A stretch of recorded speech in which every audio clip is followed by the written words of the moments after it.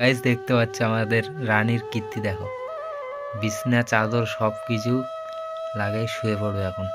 আর বিছনার মধ্যে শুয়ে থাকে আমার সঙ্গে সব সময়। এই যে দেখো, এই যে বসবে, এখন শুবে, এখন বসবে, এই যে বসে গেল, এই যে বসে গেল, এখন শুয়ে পড়বে। আর আমার কাছেই শুয়ে থাকে, আমি খুব সুন্দর। আর বাচ্চাটার না, মা হারানো একটা বাচ্চা, ওটাই একটা আফসোস লাগে। আর এই বাচ্চাটার মা নেই, ওকে আমরা পুষিচ্ছি।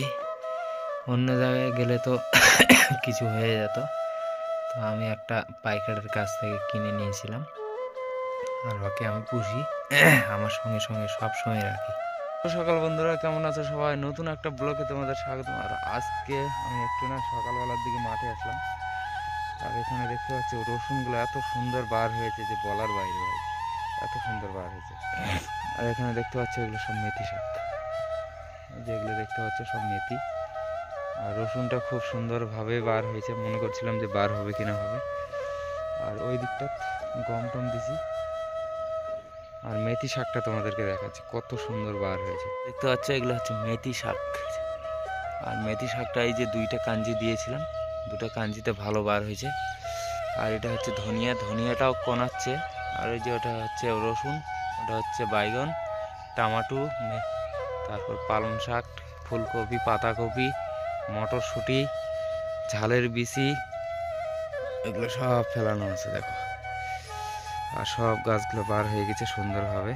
তো দেখা যাক, রোদ তোদ বার হোক, তারপরে আরও একটু কাজ আছে। আর ওই লাইনটা, ওই যে আর একজন আসিচ্ছে দেখতে পাচ্ছ, চিনাই যায় না।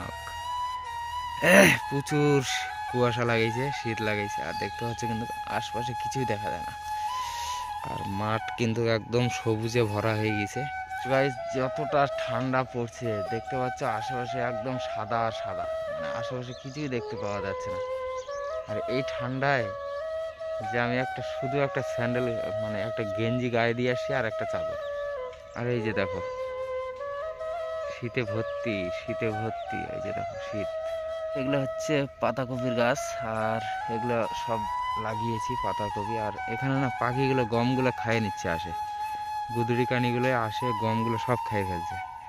তো যাই হোক, এখানে থাকতে হবে, নাহলে কিন্তু গমগুলো শেষ করে দেবে। তো তোমাদেরকে দেখাবো যে গমগুলো কত সুন্দর বার হয়েছে দেখো। দেখতে পাচ্ছ গমগুলো বার হচ্ছে। আর এগুলো যদি গুদুরি কানি খাই ফেলে তো মুশকিল।